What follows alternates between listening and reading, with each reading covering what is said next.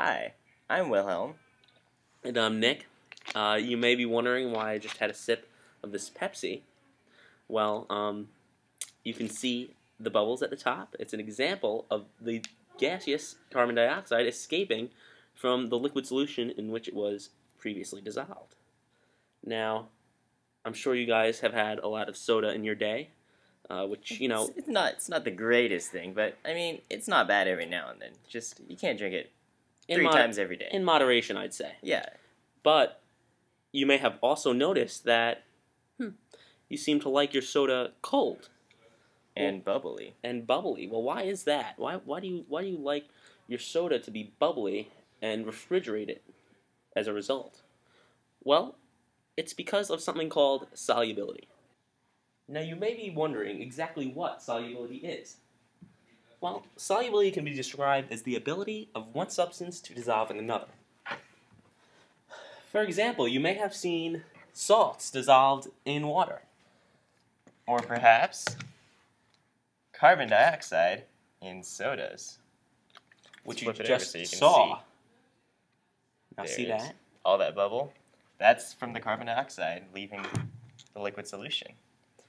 Now, you may be wondering why exactly solubility of gases, known as, for example, the carbon dioxide, why does that solubility decrease when your soda gets warmer, when the temperature of the soda increases? And this would honestly explain why cold sodas have more fizz to them, and warm sodas will lose it a lot faster than if cold soda, which is why many people will refrigerate their sodas or keep it cold, as well as it's a lot more refreshing that way. Now, this is a product of what a lot of you already probably know. As the temperature of a substance increases,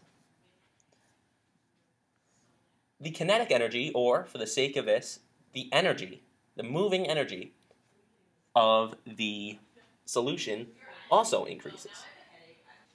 Now, as temperature increases, the energy increases, right? We just covered that. So when the energy is increasing, that means there's more movement in the molecules. And when a gas has more movement, then it'll vibrate a lot more. Because of the vibrations, it'll be able to break apart from the force that's holding it together right here. That force will be able to come apart easier, and therefore the gas will be able to release. And in your soda, for example, if you have a higher temperature, or in this case a warm compared to the cold, so the higher temperature would have more movement in the molecules, and that's why, like, as the gas breaks apart from the liquid, then the higher temperature makes it easier to break off. And since it breaks off, that's why your soda goes flat, because all the carbon dioxide is escaping from the soda.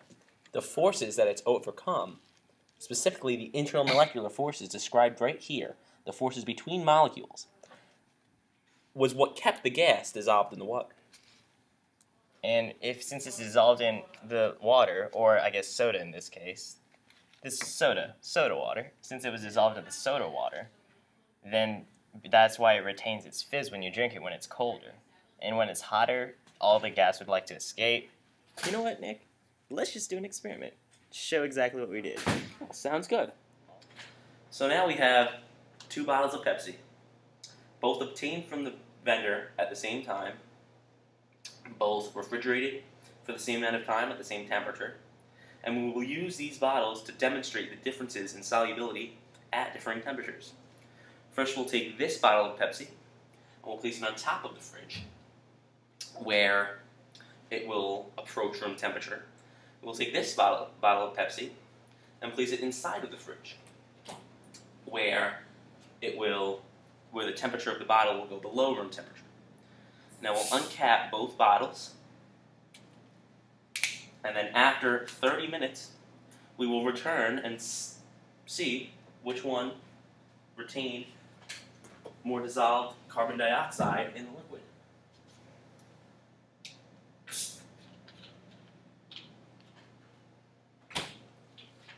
Okay, we have the warm Pepsi bottle that has been left out for, about 40 minutes? Yeah, about 40 minutes now.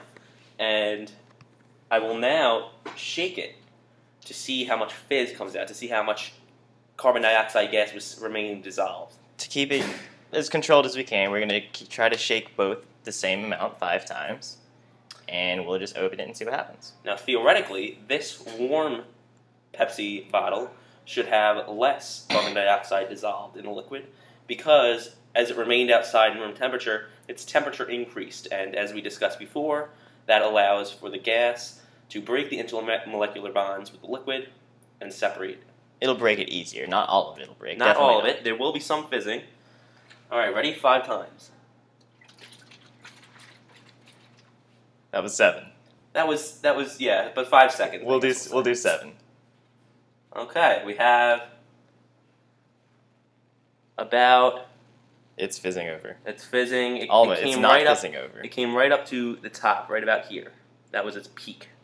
Okay. It almost fizzed over, basically. Now we'll try the other one, and try the other one, which, again, theoretically, should have more of a fizz as the temperature remained low, and the gas still remained dissolved in the liquid. And it was, again, harder for it to break the bonds, which means that the gas won't float away as much. All or right. Bubble up. Again, 5 seconds. Or 1, 2, 3, 4, 5, 6, 7. Okay, let's see. All right, it's gonna. Yeah. Oh God. It All right. There we go. That worked. As much Pepsi that we lost here. It worked. It was successful, I suppose. It demonstrates the fact that gases, their solubility in liquid, increases as temperature decreases. Though honestly, I didn't expect it to be that much difference. But, Wow. But it was quite a difference. We lost some Pepsi there. It fizzed over a little. Just a little bit. Science. Basically, we're going to recap now. So at the beginning, we stated that as the temperature increases, the solubility should decrease. And in the experiment you just saw, with the Pepsi bottles, shameless advertising, but with the Pepsi bottles, we had one that was sitting outside at room temperature for about 40 minutes, and we had another in the fridge for 40 minutes at the same time. They were both opened at the same time. Basically, we kept it as controlled as possible. Everything was as close as we can get from the same place. And after the 40-minute period, when we took them out to demonstrate whether, the amount of carbon dioxide that was still dissolved in the liquid, we found that the results well reflected our hypothesis. Very well reflected. Based on scientific theory that solubility increases as temperature decreases, and it decreases as temperature increases. So, the results that we wanted were that more carbon dioxide gas would be released in the form of fizz from the Pepsi liquid that was in the fridge, as opposed to the one that was sitting outside room temperature.